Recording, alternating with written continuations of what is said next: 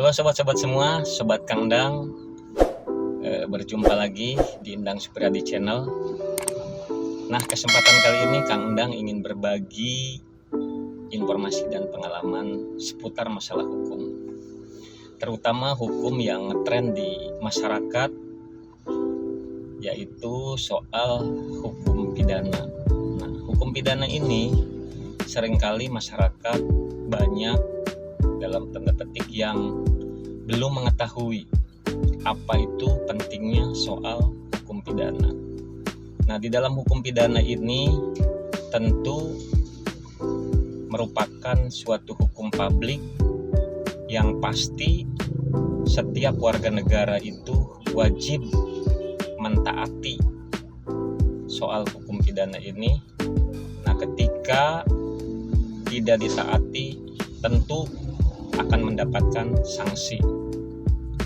Nah, di dalam konteks hukum pidana itu terdapat di dalamnya ada yang mengandung suatu pelanggaran dan ada yang mengandung hukuman badan. Nah, dalam hal ini Kang Endang ingin berbagi, setiap warga negara ini perlu mengetahui bahwa hukum pidana ini seringkali masyarakat sadar tidak sadar mesti mentaatinya, terutama yang kaitannya dengan kepentingan pihak lain yang dapat merugikan sesama. Nah, timbulnya kerugian ini akan menyebabkan suatu tindak pidana misalnya. Contoh, di dalam pasal Kitab Undang-Undang Hukum Pidana, kita sering mengenal adanya suatu perbuatan yang dianggap merugikan kepentingan orang lain. Nah, ini tentu masyarakat juga perlu memahami bahwa hukum pidana itu dibuat oleh pemerintah tentunya untuk memberikan rasa aman, juga memberikan rasa nyaman kepada masyarakat dari tindak kejahatan terutama. Nah, kejahatan-kejahatan yang terjadi di masyarakat itu berbagai macam. Sebagai contoh, adanya pencurian, adanya penipuan, adanya penggelapan, adanya penganiayaan, pengeroyokan, dan lain sebagainya. Nah, hal ini diatur di dalam pasal-pasal hukum pidana. Tentu ini ketika dilakukan oleh seorang warga negara kepada pihak lain yang dianggap merugikan, maka ini akan menimbulkan suatu sanksi pidana. Pidana dalam arti bisa dalam bentuk pidana denda dan juga pidana kurungan badan. Nah, tentu menyikapi persoalan ini masyarakat juga perlu mengetahui apa yang dimaksud dengan hukum pidana. Hukum pidana adalah suatu norma yang dibuat oleh pemerintah untuk memberikan perlindungan hukum kepada semua warga negara, terutama dalam hal tindak kejahatan. Nah, tindak kejahatan ini bisa terjadi kapan saja dan bisa terjadi kepada siapa saja. Pada prinsipnya, hukum ini adalah berlaku untuk semua warga negara. Kalau di dalam bahasa Inggrisnya equality of before the law, artinya kesamaan hukum kepada semua warga negara.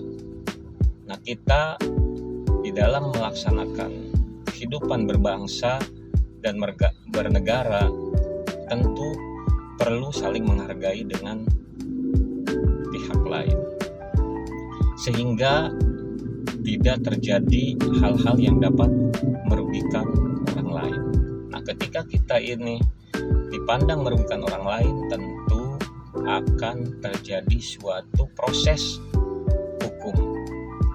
Diberikan contoh misalnya, seseorang telah memukuli orang lain misalnya. Nah, ini tentu yang menjadi korban ini akan melaporkan kepada pihak penegak hukum, kepolisian dalam hal ini. Nah, jadi di dalam proses peradilan hukum pidana, tentu ketika ada korban, maka korban yang tidak terima terhadap perlakuan itu maka akan melaporkan.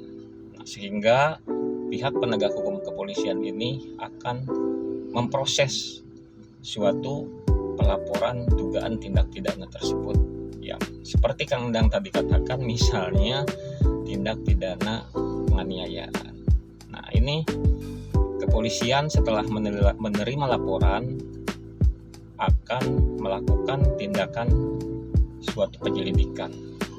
Nah, apa yang dimaksud penyelidikan adalah serangkaian tindakan kepolisian untuk melakukan penelitian terhadap suatu peristiwa yang telah dilaporkan tadi, apakah ada unsur tindak pidananya atau tidak. Nah, kemudian serangkaian penyelidikan ini, kepolisian ini bisa dengan cara meneliti, melakukan pembuntutan, melakukan konfirmasi kepada masyarakat yang dimana terjadi tindak pidana tersebut, atau juga dengan cara memanggil sebagai saksi untuk didengar keterangannya terkait dugaan tindak pidana yang telah dilaporkan tersebut.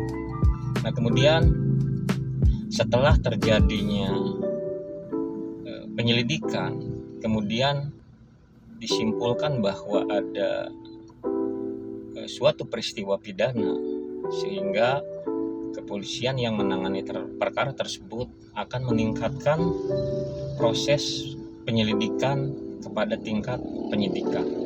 Nah, apa itu penyidikan? Penyidikan ini adalah suatu tindakan kepolisian untuk mencari bukti-bukti, untuk mencari keterangan-keterangan saksi, untuk bagaimana perkara ini menjadi terang dan dapat ditemukan siapakah pelaku tindak pidana penganiayaan tadi. Nah, di dalam serangkaian penyidikan ini tentu kepolisian ini mempunyai kekuatan eksekutorial, artinya mempunyai kekuatan hukum yang memaksa. Memaksa sifatnya kepolisian dapat yang pertama menggeledah badan, menggeledah ruangan atau menggeledah suatu tempat, juga dapat melakukan penyitaan, dapat melakukan penangkapan, dapat juga melakukan suatu penahanan ketika pihak penyidik tersebut telah memperoleh minimalnya 2 alat bukti sebagaimana diatur oleh pasal 184 Kitab Undang-Undang Hukum Acara Pidana. Nah, inilah serangkaian tindakan penyidik, sehingga masyarakat perlu mengetahuinya bahwa setiap proses perbuatan yang mengandung pidana atau yang mengandung kerugian pihak lain, tentu masyarakat perlu berhati-hati, karena di dalam melakukan tindakan menjalankan kehidupan sehari-hari, kita ini dapat bersentuhan dengan hukum, karena perilaku kita ini baik yang sifatnya disengaja maupun suatu kealpaan, ketika dapat menimbulkan kerugian kepada pihak lain, itu tentu kita akan mendapatkan sanksi. baik sanksi yang sifatnya dalam bentuk pelanggaran maupun sanksi yang bersifat pidana kurungan badan. Nah, tadi yang dicontohkan oleh Kang Endang seperti kasus dugaan penganiayaan. Penganiayaan ini diatur oleh Kitab Undang-Undang Hukum Pidana. Itu di dalam pasal 351 ayat 1 misalnya. Jadi penganiayaan ini terjadi kepada seseorang yang sifatnya menimbulkan luka-luka. Nah, ini dapat diancam oleh hukum pidana itu sebanyak 2 tahun 8 bulan. Nah, ini kan sadis sobat-sobat. Kita memukuli orang sehingga orang itu terhalang mata pencahariannya selama 3 hari minimalnya, maka kita diancam dengan dugaan tindak pidana penganiayaan sebagaimana dimaksud oleh pasal 351 ayat 1 misalnya. Nah, ini tentu dapat diproses ke dalam sistem peradilan pidana. Nah, namun demikian di dalam proses peradilan pidana itu ada yang diatur secara penal. Nah, penal ini adalah proses penegakan hukum melalui proses peradilan. Ada juga yang dilakukan dengan pendekatan secara non-penal. Non-penal dalam arti masyarakat yang bertikai secara pidana misalnya itu dapat dilakukan secara restoratif justice. Artinya bisa ada upaya-upaya untuk melakukan negosiasi secara musyawarah dan kekeluargaan. Nah, karena pasal 351 misalnya ini adalah merupakan suatu pasal yang sifatnya ada pengadu. Sehingga bila pengadu itu dapat dilakukan secara musyawarah untuk mencapai mufakat, maka proses peradilan ini bisa dilakukan secara restoratif justice. Nah, tetapi ketika pihak yang melapor ini tidak bisa dilakukan perdamaian, maka proses hukum itu akan berlanjut di muka peradilan, akan diproses di sidang pengadilan terkait perbuatan yang telah dilakukan tersebut. Nah, kawan-kawan semua, Kang Endang sepintas menyampaikan terkait masalah hukum pidana ini.